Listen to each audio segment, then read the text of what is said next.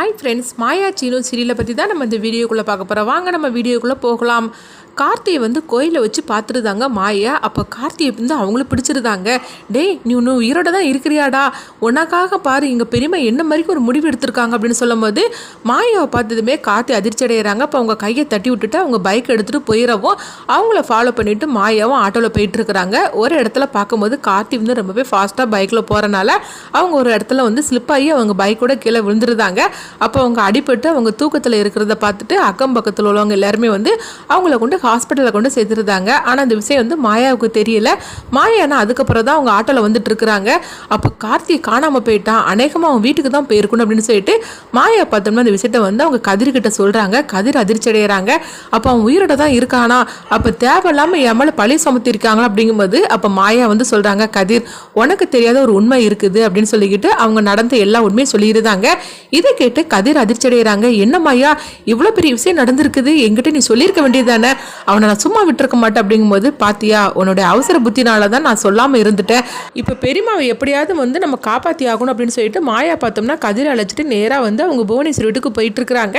இதெல்லாம் பத்மாவும் பார்வதியும் பார்த்துட்டு இருக்கிறாங்க. இவங்க ரெண்டு பேரும் என்னது குசு குசுன்னு பேசிட்டு போகிறாங்க. இந்த மாயாவும் கதிரும் எங்கேயோ போகிறாங்கன்னா ஏதாவது பிரச்சனை தான் நடக்க போகுது அப்படின்னு சொல்லிட்டு பத்மாவும் பார்வதியும் பேசிட்டு இருக்கிறாங்க. இந்த மாதிரி நடந்துட்டு இருக்கு. அடுத்து பார்த்தோம்னா இங்கே வந்து ஜானகி தான் காட்டுறாங்க. ஜானகி வந்து குரு வந்து அவங்க ஜட்ஜி வீட்டுக்கு அழைச்சிட்டு வந்துருந்தாங்க. அப்போ லாயரும் குருவும் சொல்கிறாங்க, இப்போ கூட ஒன்றும் பிரச்சனை கிடையாது, நீங்கள் வந்து இந்த தப்பு செய்யலன்னு மட்டும் நீங்கள் அவங்ககிட்ட சொல்லிட்டீங்கன்னா அதுக்கப்புறமா உங்களை வந்து நான் ஜாமீனில் வந்து நம்ம வெளியே எடுத்துடலாம் அப்படின்னு சொல்லவும், ஆனால் வந்து ஜானகி கேட்க மாட்டேங்கிறாங்க. இல்லை, இதுக்கெல்லாம் வந்து ஒரு முற்றுப்புள்ளி வைக்கணும்னா நான் உண்மையை சொல்லி தான் தீருவேன் அப்படிங்கிறாங்க. அப்போ குரு பார்த்தோம்னா ஜானகிட்ட வந்து சொல்கிறாங்க, சரி கடைசியாக நீங்கள் அப்பா கிட்ட ஒரு தடவை ஃபோன் பண்ணிக்கிடுங்க அப்படின்னு சொல்லிட்டு ரகுராமுக்கு ஃபோன் பண்ணி கொடுக்குறாங்க. அப்போ ஜானகி வந்து ரகுராம் கிட்ட சொல்கிறாங்க, என்னங்க என்ன மன்னிச்சிருங்க அப்படின்னு சொல்லிட்டு அவங்க பேசுகிறாங்க. ஆனால் ரகுராம் வந்து எதுவுமே பேசாமல் அவங்க ஃபோனை வச்சிருந்தாங்க. இதை கேட்டுட்டு ஜானகி ரொம்பவே வருத்தப்பட்டு இருக்கிறாங்க. இந்த மாதிரி நடந்துட்டு இருக்கு. அடுத்து பார்த்தோம்னா வந்து புவனேஸ்வரி வீட்டுக்கு மாயாவும் கதிரும் அங்கே வந்துருந்தாங்க. வந்ததுமே, ஏய் நீ கார்த்தி எங்கே ஒழிச்சு வச்சிருக்கிற உண்மையை சொல்லு அப்படிங்கும்போது அவன் தான் இல்லையே, அவன் கதை தான் முடிஞ்சு போச்சுல அப்படின்னு புவனேஸ்வரி சொல்லவும், இந்த கதையெல்லாம் எங்கிட்ட சொல்லிட்டு இருக்காத, அவன் உயிரோட தான் இருக்கிறான், இப்போ தான் நான் அவனை கோயிலை பார்த்துட்டு வரேன் அப்படின்னு சொல்லவும், இதை கேட்டதுமே வந்து புவனேஸ்வரி, பசுபதி, மகாலிங்கம் இவங்க மூணருமே அதிர்ச்சி அடைகிறாங்க.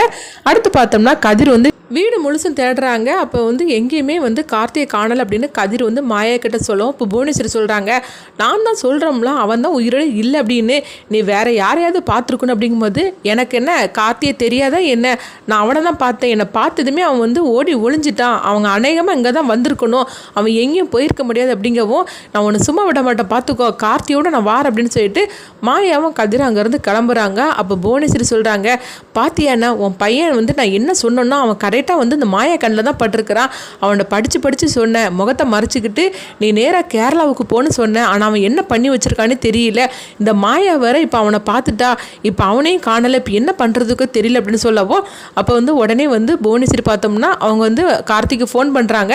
ஆனால் ஃபோனை எடுக்கவே இல்லை, என்னாச்சுன்னு தெரியல, இவன் எங்கே போனான்னு தெரியல அப்படின்னு சொல்லிக்கிட்டு புவனேஸ்வரி வந்து கார்த்தியை போட்டு திட்டிகிட்டு இருக்கிறாங்க. அப்போ மகாலிங்கமும் சொல்கிறாங்க, இந்த மாயா வந்து கார்த்தியை பார்த்துட்டா, இன்னும் சும்மா இருக்க மாட்டா, இவன் வந்து இவளுக்கு கொஞ்சோண்டு சின்ன குழு கிடச்சா கூட போகிறோம், இவள் கண்டுபிடிச்சிருவா, ஆனால் பெரிய குழுவே இவளுக்கு கிடச்சிருக்குது, கார்த்தி நேருக்கு நேர் பார்த்துருக்குறா, அதனால இவள் சும்மா இருக்க மாட்டா அப்படிங்கும்போது, நீ வேறையா தேவையில்லாமல் இப்போ வந்து உசுப்பேத்தி விட்டுட்டு இருக்காத, நானே வந்து பதட்டமாக இருந்துட்டு இருக்கிறேன், நீ வேற இந்த மாதிரிக்கு என்னை எரிச்சல் படுத்திட்டு இருக்காது அப்படின்னு புவனேஸ்வரி வந்து மகாலிங்கத்தை போட்டு திட்டிகிட்டு இருக்கிறாங்க. அப்போ மகாலிங்கம் மனசுல நினைக்கிறாங்க, நம்ம சொன்ன அந்த பொம்பளை கேட்கவா போகுது, இது என்ன செய்யுதோ அதான் செய்ய போகுது, கடைசியில் என்ன இருந்தாலும் சரி தான், மாயா தான் ஜெயிக்க போகிறா, இவன் எப்போ கூட தோற்று தான் நிற்க போகிறா, ஏதோ வந்து ஒரு வேலையாவது உருப்படியாக பண்ணியிருப்பான்னு சொல்லி பார்த்தேன், ஆனால் இதுலேயும் கடைசியில் வந்து மாயா தான் ஜெயிக்க போகிறா, இதை இப்போ நம்ம சொன்னோம்னா இந்த பொம்பளை நம்மளை போட்டு திட்டிகிட்டு இருக்கோம் அப்படின்னு சொல்லிக்கிட்டு புவனேஸ்வரியை வந்து அவங்க மனசுக்குள்ளேயே வந்து மகாலிங்க திட்டிகிட்டு இருக்கிறாங்க. எங்கே பார்த்தோம்னா புவனேஸ்வரி பசுபதி ரொம்பவே பதட்டமாக இருந்துட்டு இருக்கிறாங்க, கார்த்தி எங்கே போனான்னு தெரியல அப்படின்னு சொல்லிட்டு. அடுத்தங்க பார்த்தோம்னா மாயா வந்து கதிர்கிட்ட சொல்கிறாங்க, இப்போ என்ன பண்ணுறதுக்கு, எப்படியாவது கார்த்தியை கண்டுபிடிச்சாகணும் அப்படின்னு சொல்லும் போது அப்போ கதிர் சொல்கிறாங்க, நீ ஒன்றும் பயப்படாத, நான் கண்டுபிடிச்சிடலாம் அப்படிங்கிறாங்க. எப்படி அப்படின்னு சொல்லும் போது, அதுதான் அவன் கையில் ஃபோன் இருக்கும்ல, அதை வச்சு கண்டுபிடிச்சலாம்னு சொல்லிட்டு கதிர் பார்த்தோம்னா யாரோ ஒருத்தவங்களுக்கு ஃபோன் பண்ணுறாங்க. அப்போ வந்து அவங்க கார்த்தியோட ஃபோன் சிக்னல் வச்சு அவங்களும் இருக்கிற இடத்த சொல்லியிருந்தாங்க. இது கேட்டதுமே மாயாவும் கதிரும் பார்த்தோம்னா நேராக வந்து ஹாஸ்பிட்டலுக்கு வராங்க. அங்கே வந்ததுமே கார்த்தி அப்படின்னு சொல்லிட்டு யாராவது அட்மிட் ஆயிருக்காங்களா அப்படின்னு கேட்கும்போது ரிசப்ஷனில் கேட்டதுமே நர்ஸு சொல்லியிருந்தாங்க, ஆமாம் கார்த்தி வந்து அந்த ரூமில் தான் இருக்கிறாங்க, அவங்களுக்கு வந்து ஒரு சின்ன விபத்து ஏற்பட்டுருச்சு, அங்கே தான் இருக்கிறாங்க அப்படிங்கவும். இதை கேட்டதுமே மாயாவும் அவங்க கதிரும் வந்து நேராக கார்த்தி இருக்கிற அந்த ரூமுக்கு வராங்க. அங்கே வந்து பார்க்குறாங்க கார்த்தி வந்து அவங்க தூக்கத்தில் இருக்கிறாங்க. இதை பார்த்ததுமே மாயா உடனே வந்து குருவுக்கு நம்ம ஃபோன் பண்ணி சொல்லிடலாம், கார்த்தி இங்கே தான் இருக்கான்னு சொல்லிடலாம் அப்படிங்கும்போது எங்கே பார்த்தோம்னா ஜானகி தான் காட்டுறாங்க. ஜானகி வந்து ஜட்ஜிட்ட வந்து அவங்க உண்மையை வந்து அவங்க ஒத்துக்கிட்டு இருக்கிறாங்க, நான் தான் இந்த தப்பு பண்ணேன்னு அப்படின்னு சொல்லிட்டு அவங்க ஒத்துக்கிட்டு இருக்கிறாங்க. அந்த நேரத்தில் குருவுக்கு வந்து ஃபோன் பண்ணவும் குரு வந்து பார்த்தோம்னா ஃபோனை வந்து கட் பண்ணிட்டு இருக்கிறாங்க. அப்போ ஜட்ஜிமா சொல்கிறாங்க, என்னென்னு பாருங்கள், ஏதாவது முக்கியமான ஃபோன் தான் இருக்க போகுது அப்படின்னு சொல்லவும் உடனே குரு வந்து அந்த ஃபோனை அட்டன் பண்ணுறாங்க. சொல்லுங்க மாயா, நான் ஜானகி அம்மா அழைச்சிட்டு நான் ஜட்ஜ் அம்மா வீட்டுக்கு வந்திருக்கிறேன் அப்படின்னு சொல்லும் போது உடனே வந்து அங்கே என்ன நடக்குது அப்படின்னு கேட்குறாங்க. ஜட்ஜ் அம்மாட்ட வந்து இது ஜானகி அம்மா வந்து சொல்லிட்டு இருக்காங்க அப்படிங்கும்போது, இல்லை அப்படி ஒன்றும் சொல்ல வேண்டாம், தடுத்து நிறுத்துங்க, ஏன்னா கார்த்தி உயிரோட தான் இருக்கிறான் அப்படிங்கிறாங்க.